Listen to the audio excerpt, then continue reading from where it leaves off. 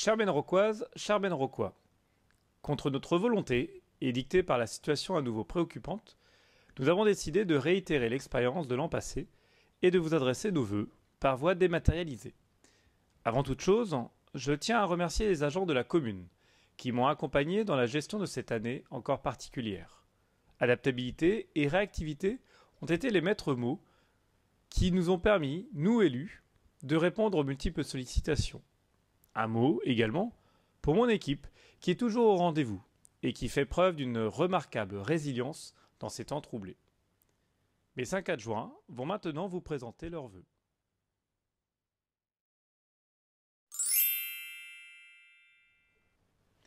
Bonjour à toutes et à tous. Le philosophe Sénèque a dit « La vie, ce n'est pas d'attendre que les orages passent, c'est d'apprendre à danser sous la pluie ». Cette pensée reflète assez bien l'esprit dans lequel, accompagnés de nos agents Yannick Tual, Magali Aurin, Alexandre Penaud et Andrzej Ferganek, que nous remercions, nous nous efforçons de maintenir des événements culturels et festifs, de renforcer les services liés au numérique, de poursuivre le développement touristique, nos liens avec nos communes jumelles et la Maison de l'Europe. Au nom de la commission communication, numérique et tourisme, composée de Raphaël Morvan, conseiller délégué au numérique, Véronique Guillet, conseillère déléguée au tourisme, Isabelle Balusson, David Rotoré, Joël Champagnac, Marie-Armelle Blanc, Céline Veillard, Gaëtan Dubreuil-Jardin, Isabelle de Lépine et Michel Bellé, je vous souhaite une bonne et heureuse année 2022, inspirée des vœux de Jacques Brel, des rêves à n'en plus finir et l'envie furieuse d'en réaliser quelques-uns. Bonjour à toutes et à tous. Toute l'équipe de la commission Affaires scolaires, vie associative et sport se joint à moi pour vous souhaiter une excellente année 2022. Natacha Leblanc, conseillère déléguée aux affaires scolaires, David Rotoré, conseiller délégué au conseil municipal des enfants et des jeunes, Claude Michel, conseiller délégué à la vie associative et sport, ainsi que Céline Veillard, Paul Perrin, Virginie Lesage, Frédéric Després, Marina Levanier, Zbigniew Rosipala, Marc Collin et Tanguy Marion. Que cette nouvelle année associative et scolaire soit pleine de victoires, de rires et de sourires, de rencontres et d'échanges. À bientôt.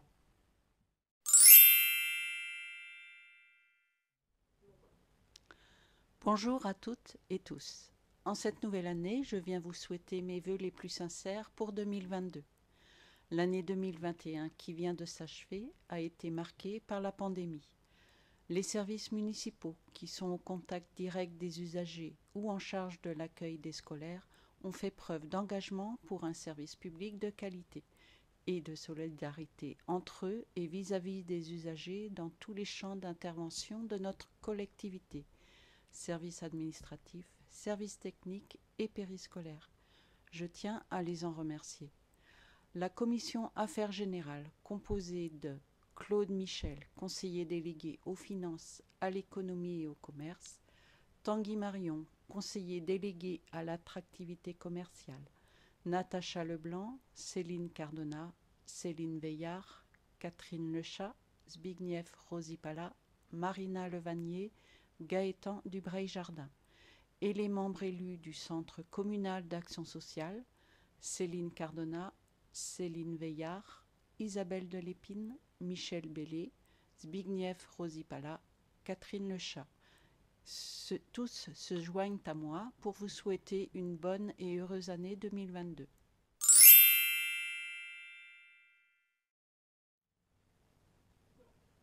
Bonjour à toutes et à tous. Au nom de la commission Urbanisme, Habitat et Espaces Verts, composée de Marie-Armelle Blanc, conseillère déléguée aux espaces verts, Isabelle Balusson, conseillère déléguée au concours des maisons fleuries, Catherine Lechat, Isabelle de Lépine, Joël Champagnac, Christian Geffray, Michel Bellé, Jean-Frédéric Sourdin, Frédéric Després, je vous adresse nos meilleurs vœux pour cette nouvelle année 2022.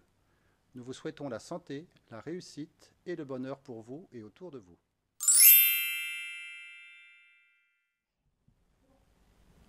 Bonjour à toutes les Menroquoises et tous les Menroquois. Si en bâtissant, on écoutait les avis de tout le monde, le toit ne serait jamais posé.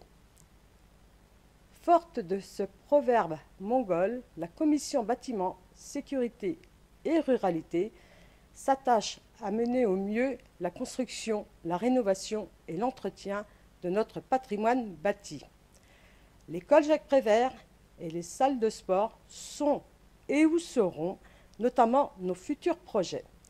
Les membres de la commission, Céline Cardona, Virginie Lesage, Marc Collin, Lionel Auger, Jean-Frédéric Sourdin, se joignent à moi pour vous souhaiter, ainsi qu'à vos proches, une bonne et heureuse année et une bonne santé.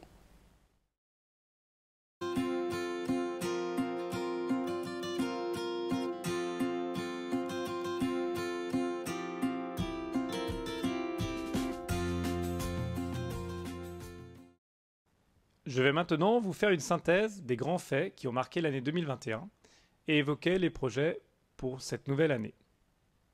La commune se porte bien. Au 1er janvier 2022, selon les derniers chiffres de l'INSEE, nous sommes 5054 habitants, population municipale et comptée à part, ce qui fait de Menrock une commune urbaine. C'est à la fois un aboutissement des politiques menées par mes prédécesseurs et un défi pour les années à venir. La confirmation de cette attractivité est symbolisée par le nombre de permis de construire enregistrés en 2021. Nos agents de l'urbanisme, en étroite collaboration avec le SCOT du Pays de Fougères, ont su s'adapter, notamment avec la mise en place de la toute récente dématérialisation du dépôt des pièces. Et pour poursuivre ce développement, de nouveaux lotissements vont voir le jour, notamment le lotissement des Lilas à Saint-Étienne qui sera commercialisé début d'année 2022. Malgré la pandémie, le dynamisme de la commune se poursuit, avec nos 64 associations et notre soixantaine de commerçants artisans et producteurs. Notre commune est aussi reconnue pour ses labels, véritables ambassadeurs de la qualité de vie. Plusieurs labels ont ainsi été renouvelés. Ma commune a du cœur, qui intervient dans la prévention de l'AVC avec les défibrillateurs. Village en poésie, étendu à l'ensemble de Menrock, et qui nous a permis de recevoir la visite de Jean-Pierre Siméon en décembre dernier. Village étape, label national, qui est en cours de renouvellement pour une durée de 5 ans. Et enfin, Village fleuri, qui valorise tout le travail et le savoir-faire de nos agents des services techniques. Un nouveau label est venu enrichir cette collection déjà bien fournie, avec les petites villes de demain. C'est un label très important, car il est à l'échelle nationale, et il consacre Menrock comme une ville attractive à soutenir.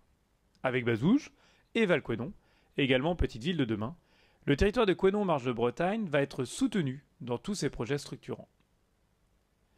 Pour accompagner cette montée en puissance, 2 recrutements ont été notamment opérés. Une manageuse de centre-ville, en la personne de Gaëlle Dequet, qui va être chargée d'accompagner et de développer les acteurs économiques de notre territoire. Et un conseiller numérique avec Alexandre Penaud, qui a la mission de mettre en place la politique numérique de Menrock en partenariat avec la communauté des communes. La pandémie du Covid-19 a malheureusement été encore de la partie cette année. Une campagne de dépistage a ainsi été réalisée à l'hôtel de ville par l'association de protection civile ADPC 35 en collaboration avec l'ARS et avec la commune. Un centre de vaccination temporaire dans la salle des fêtes de Saint-Brice s'est tenu de février à mai 2021 et a permis de vacciner une grande partie de nos aînés. Les services périscolaires se sont adaptés aux multiples protocoles de l'éducation nationale avec un grand professionnalisme. De même, grâce à l'entreprise menrockoise CM Service, des purificateurs d'air ont été installés dans les 4 écoles de notre commune. Les nombreux masques que nous utilisons quotidiennement ont eux été recyclés en règle, équerre et rapporteurs pour nos élèves des 4 écoles de la commune. Malheureusement, cette pandémie a aussi coûté la vie à un certain nombre de nos concitoyens. Victor était adjoint honoraire de notre commune et ancien conseiller municipal de Saint-Étienne-en-Cogle, où il a effectué 6 mandats. Il était bien connu par nos concitoyens pour son engagement municipal. Il est ainsi entré en 1965 à l'époque de M. Joudet jusqu'en 2001, soit 36 années. Et il impressionnait également par sa prodigieuse mémoire. L'année 2021 a vu d'importants travaux réalisés et notamment l'agrandissement du restaurant scolaire de Saint-Étienne-en-Cogle, devenu nécessaire. Une période de travaux qui a été compliquée pour les enfants et les agents, mais un délai de travaux respecté pour une mise en service dès la rentrée 2021 et qui offre une pause méridienne agréable et confortable pour tous. Entamés sur le mandat précédent, les ateliers techniques ont eux aussi finalisé au mois de juillet, offrant enfin aux agents des conditions de travail adéquates. L'aire de camping-car, créée en 2005, avait besoin d'un coup de jeune. En accord avec notre label Village Étape, des travaux ont permis d'agrandir les places, passant ainsi de 7 emplacements à 18 emplacements. Un réaménagement bienvenu, car nous avons accueilli plus de 700 camping-cars pendant l'été.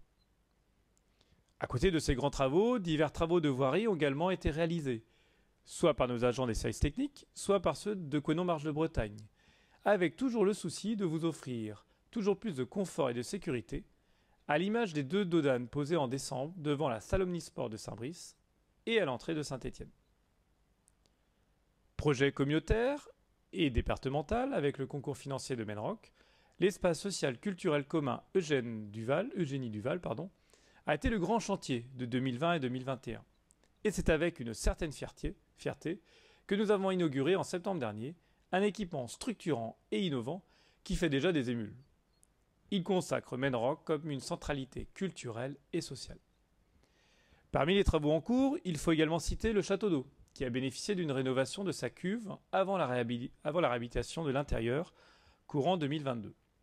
Son emplacement est idéal, car il est situé le long de la V9, une voie cyclotouriste qui va de Nantes au Mont-Saint-Michel et qui sera inaugurée courant 2023. Menroc y est référencé comme un pôle de service. En février prochain, l'espace public numérique ouvrira ses portes pour une nouvelle expérience. Au sein de l'ancienne médiathèque, un Fab Lab et un espace de coworking. Avec l'aide d'Alexandre, se côtoieront des débutants en informatique, des geeks et des travailleurs indépendants. Le tout dans une ambiance propice au partage, à la découverte et à la création. Siège de la communauté des communes, Menroc voit également des projets communautaires se développer. Le giratoire de la RD 155, à la sortie de la 84, qui permettra de sécuriser la sortie 31, avec le concours important du département, et qui devrait se terminer pour le printemps 2022. La zone de la Gournerie, qui abritera un méthaniseur, et la future zone d'activité Saint-Eustache 2. Enfin, nous avons entrepris, au milieu d'année 2021, une étude concernant la rénovation énergétique du groupe scolaire Jacques Prévert à Saint-Brice. Un autre projet très attendu. L'étude réalisée a permis de visualiser l'ampleur des travaux, une rénovation plus importante que prévu, mais indispensable. Une école modulaire sur un autre site permettra de maintenir une qualité d'accueil aux enfants et à l'école enseignante le temps des travaux. C'est un chantier important qui va nous mobiliser pleinement et je sais pouvoir compter sur vous pour nous accompagner sur ce projet. Dans la même volonté, des études énergétiques seront réalisées sur les salles des sports, la salle Omnisport Raoul Meigne, la salle Joudet à Saint-Étienne et la salle de tennis de la Brionnière. Et selon les conclusions, nous devrons prioriser les urgences.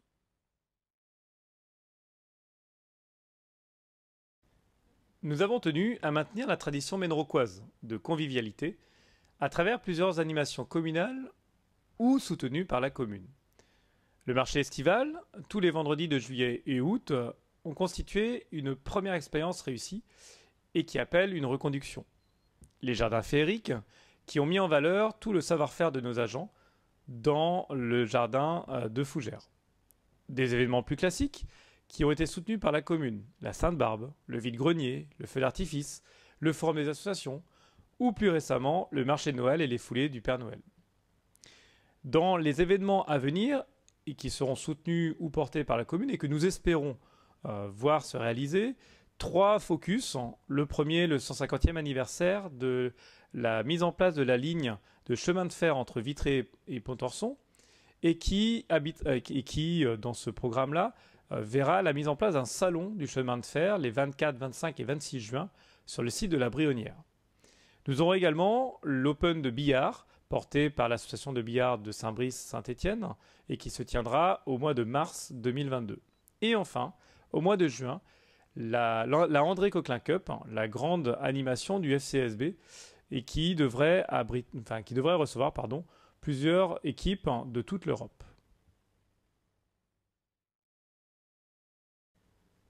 Nous avons poursuivi le travail de communication afin que vous puissiez suivre les actualités de la commune.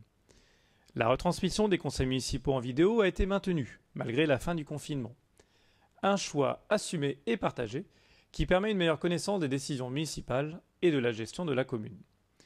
Nous avons également travaillé et pérennisé des supports adaptés, comme Panneau Pocket, la page Facebook de la commune ou le site de la commune qui est en cours de modernisation et qui sera bientôt ouvert. La photothèque, qui permet de mettre en valeur l'ensemble du patrimoine et des animations de la commune. Et enfin, une vidéo promotionnelle a été tournée et qui permettra de promouvoir la qualité de vie de notre commune.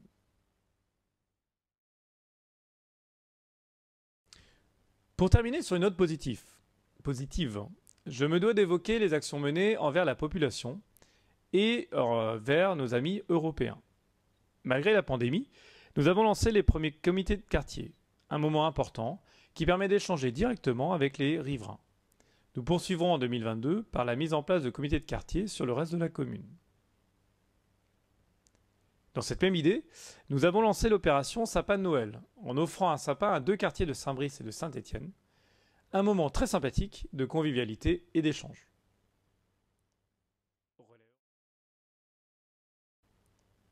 Au Relais Europe, notre commune a poursuivi ses échanges avec nos amis européens.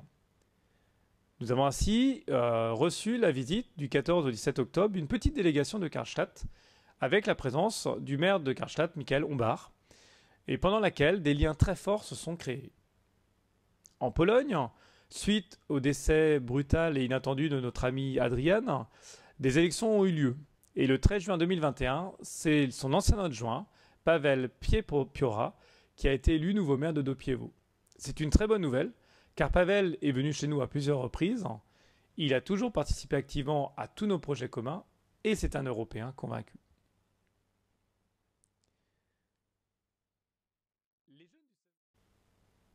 Les jeunes du CME-CMJ ont eux aussi poursuivi leur expérience malgré les difficultés sanitaires. Ils ont rencontré la sénatrice Françoise Gatel pour des échanges très riches. Et pour assurer leur sortie à Paris, ils ont participé au vide-grenier et au marché. Une belle participation de ces jeunes élus, notamment lors des cérémonies commémoratives.